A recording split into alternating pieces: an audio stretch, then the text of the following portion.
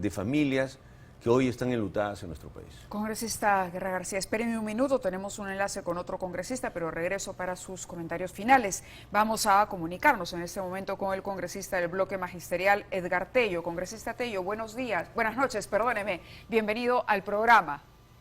Buenas noches, Mavina. Muy buenas noches. Bien, ¿qué cree usted tendría que pasar mañana? ¿Qué opina de este proyecto que acaba de presentar en la mesa de partes el señor Alberto Otárola en nombre del Poder Ejecutivo? Será para debatirlo, escuchar el sustento que le van a dar al proyecto, porque también hay que tener en cuenta que hay un proyecto de minoría que ha presentado el congresista Jaime Quito, ¿no? Donde incorpora el adelanto de elecciones para julio y a la vez también incorpora la consulta popular del referéndum para la Asamblea Constituyente, ¿no? Habría que analizar y evaluar y tomar la decisión escuchando también las voces de la calle, de la población, ¿no? Claro, pero lo que también es cierto es que el bloque de la izquierda no cede un milímetro en el tema de la Asamblea Constituyente. Digamos, ustedes condicionan un pedido que es clarísimo del país para que acabe, se someta a una nueva votación, acabe este mandato, el presidencial y el congresal, pero ustedes dicen, si no hay asamblea, no votamos, y con eso entrampan la posibilidad de cualquier consenso. ¿Por qué el encaprichamiento hoy, cuando se puede discutir en el siguiente Parlamento lo mismo?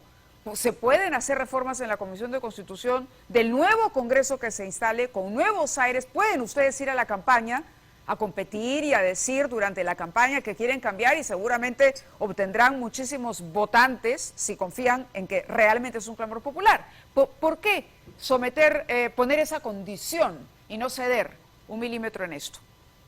Es al contrario, más bien, porque aquellos que siempre en el Congreso de la República han dicho que son demócratas, son respetuosos de las opiniones, de las decisiones, hoy vemos que esa democracia, digamos, es una contradicción, ¿no? Porque aquellos que dicen demócratas, más bien aparecen ahora como dictadores al negar una voz de la población de la calle que pide una consulta popular de un referéndum para la Asamblea Constituyente.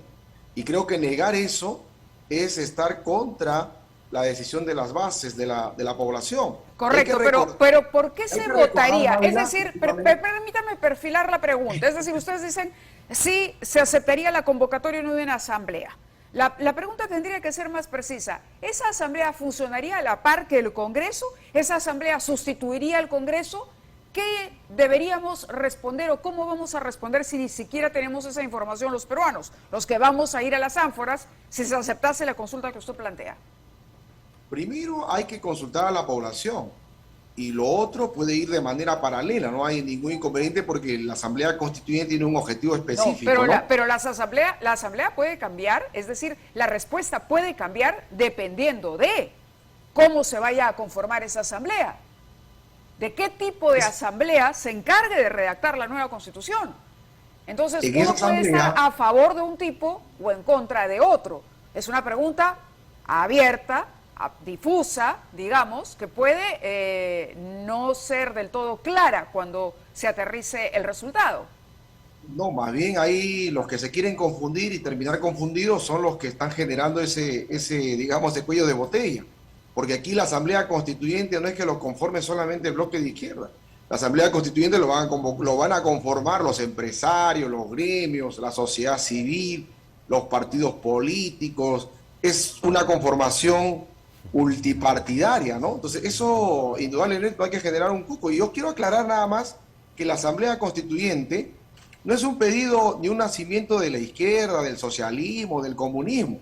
Eso lo enarboló Emmanuel Sieyès en la Revolución Francesa de 1879, donde decía que el poder constituyente es el soberano, es la población. ¿Y quién era Emmanuel Sieyès? Era un liberal, no era comunista ni era socialista, ¿no? Entonces ahora hacer partícipe a la población de la crisis que vivimos en el país, porque esta crisis está generada por el modelo económico neoliberal que tiene más de 30 años y ha generado brecha de desigualdad. Claro, pero a ver.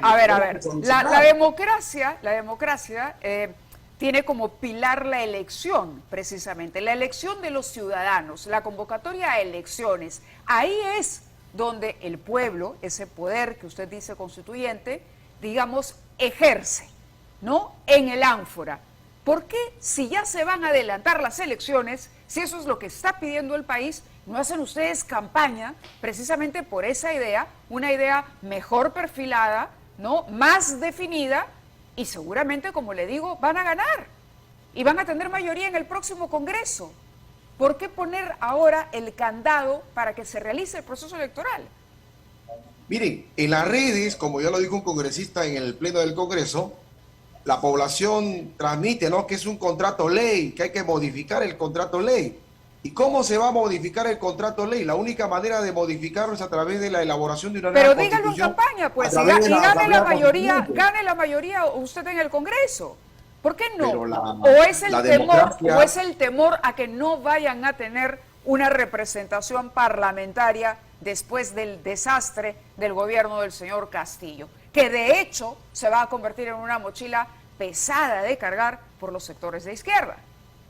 Bueno, eso del profesor Castillo era un gobierno de buenas intenciones, que no era necesariamente de izquierda, pero ya el balance que hará la población, con quién gobernó, ¿no? Gobernó con su gremio, por qué no gobernó con su bancada, eso ya lo evaluará la población. Pero usted llegó al Congreso, por ese partido, por el partido y por el candidato Castillo. Hay responsabilidades de que los que gobernaron, ¿no? ¿Quiénes fueron los que gobernaron con el profesor Castillo, no? Ahí hemos visto partidos caviares, partidos de la derecha, que han sido parte y han sido también los responsables de la caída del profesor Castillo. Pero aquí el problema no es el profesor Castillo, sino el problema es el modelo económico neoliberal que ha generado una gran brecha de desigualdad, y seguimos con esa crisis porque, miren, asentamientos humanos que tienen más de 10, 15 años sin agua, sin desagüe, sin saneamiento físico y legal, la educación, la salud, agricultura, vivienda, abandonados. Esa no es responsabilidad de este último gobierno, sino del modelo económico que tiene más de 30. A varios de sus colegas, sí, permítame, a varios de sus colegas les he preguntado lo mismo. Mencione una obra del gobierno del presidente Castillo, y lo otro es, ¿acaso no han ganado movimientos regionales de izquierda en las regiones? ¿Y acaso no son los gobiernos regionales los que peor han gestionado sus presupuestos y el dinero que les llega a través del canon minero? ¿No son acaso las regiones más ricas en minerales las más pobres, a pesar de la descentralización? Entonces, ¿quién falla, el modelo o la persona? Lo que tenemos que tener en cuenta es que hay gobiernos regionales que no han invertido más del 50% de su presupuesto, ¿no? Entonces ahí indudablemente que vemos que hay una falta de capacidad, pero en el fondo a nivel nacional, ¿por qué existen, digamos, pensiones irrisorias de 100 soles, remuneraciones de personal administrativo de la 276 de 400 a 1.000 soles, maestros con el sueldo congelado de 2.300, auxiliares de educación que tienen 1.243 soles? ¿Quién vive con esa cantidad en esta época de inflación, de crisis? Y ello indudablemente se necesita solucionar. Y eso hay que incorporar también a la población que sea parte de esta solución política. ¿Por qué? Por eso hay que ir a elecciones. Hay que ir a elecciones, ahí se incorpora la población. Acompañarla con la consulta popular del referéndum para la Asamblea Constituyente. Si la población, como usted dice, que no son la mayoría, dice que no se irá, pero ya se cumplió democráticamente de darle la participación. Y no hay que asustarse. Lo que yo digo que es votar a ciegas. Pero está bien, está muy clara su posición. Yo le agradezco, al contrario, que haya estado con nosotros compartiendo su punto de vista. Muchas gracias, congresista. Muchas gracias. Estaremos al pendiente de lo que ocurra mañana. Y ya tenemos para concluir la entrevista con el congresista Hernando Guerrero.